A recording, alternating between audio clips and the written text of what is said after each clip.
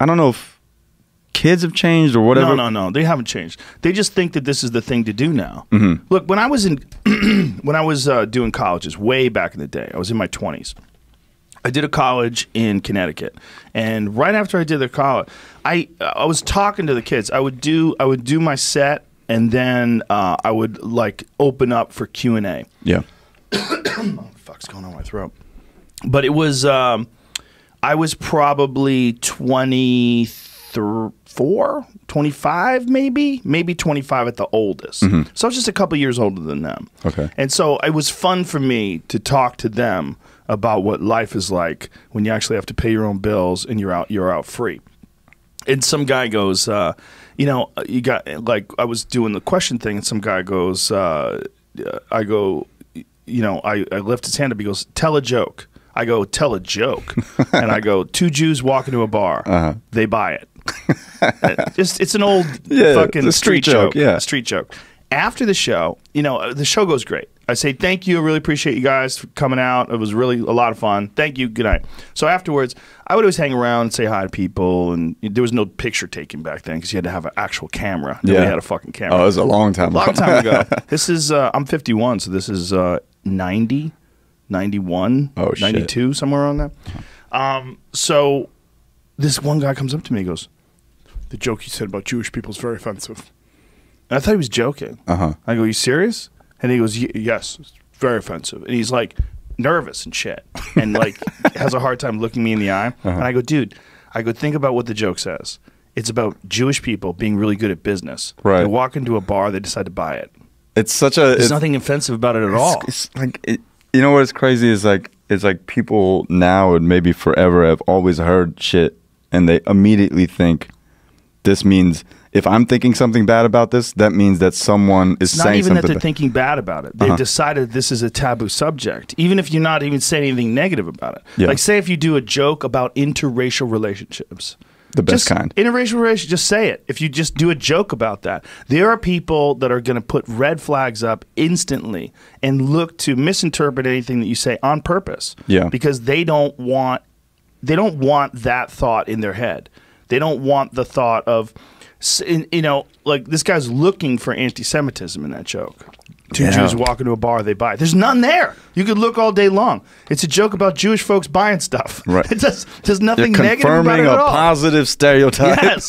It's like a big dick black guy joke. Yeah. It's not negative. There's nothing negative about it. Nobody gets upset that you think they have a big dick. Right. Unless they have a little dick. Unless they have a little dick. Man, it's a lot of letdown. But it's young people that are also flexing, right? They're free from the control of their parents.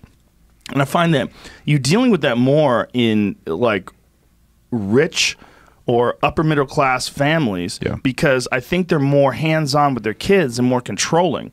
And those kids get free. They want to exert their own freedom.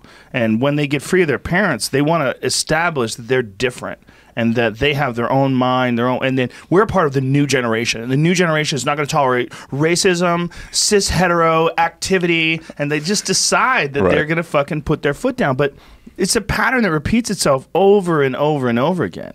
It's just today they have social media, and this is the difference. The difference is they feel like they're empowered because they get online and other morons that are the same age as them confirm with them. You can just confirm any belief that you want. Like that's another lesson I've gotten from this is just like confirmation bias is like the wildest shit ever. You can be like, there's one lady who wrote some shit. I'm anti-gay and anti-black, and other people. I'm like in the comments. Yes, this is clearly what he was saying. I'm like, what that you took that from my set? Me, I'm anti-gay and anti. I don't think there's a solution here.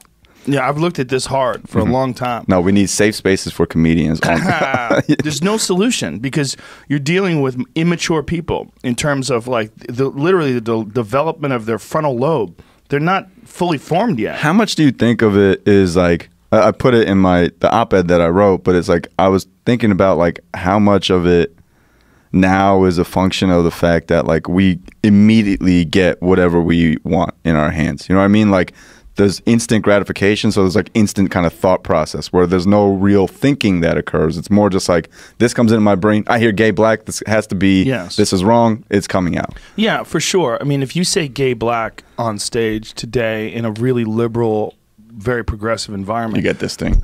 But you have to say something like super pro gay and super pro black, and it doesn't even have to be a joke. Right. Like you're better off just going for that applause break move. Comedian. I mean, people want gross. People want their comedians to be their leaders. That's that's what it feels like. Nah, if they just want to laugh. No, people. When I say people, I mean like this next group of comedy. Like these kids. Yeah, the people that. But they don't, because the comedians that are going to be their leaders aren't even going to be funny. They're going to fucking die. They're starved to death. Once you get out in the real world. Fuck, man. If you're not funny, you're fucked. You have nothing. But like it's like if I went up there and I said Asians are the shit. And fuck Whitey. this I would have been out on the fucking chairs. They would have carried me out like, this is our motherfucker. You know what I mean? But like that's the thing. I think like people want, like, I'm not a hero, man. I'm just trying to be heard. You know? Well, you're a comic. Yeah. You're trying to be funny. Yes, that's all it is. This is I really believe that this is just a symptom of growing up, and you're just giving these people the power to express themselves, where there's no mature, wiser person that's around them that says, hold on, let's look at the context of what he's doing. Right. Let's examine what he's doing, and then you're going to apologize to him, because this is clearly a fucking joke. You hired a guy to tell jokes. Right. He tells jokes, and you say, not that joke. Right. You know, this specific thing is strange because they're like, everyone's like, he did not respect what the event was. I'm like, hey, I'm like, what? I mean, I'm not your mascot here. Right. You know, I'm not. This is not a pep rally, dog. I'm here to tell jokes. Well, you weren't hired to do a speech about this event. Right. You're hired to do your act. My fucking act.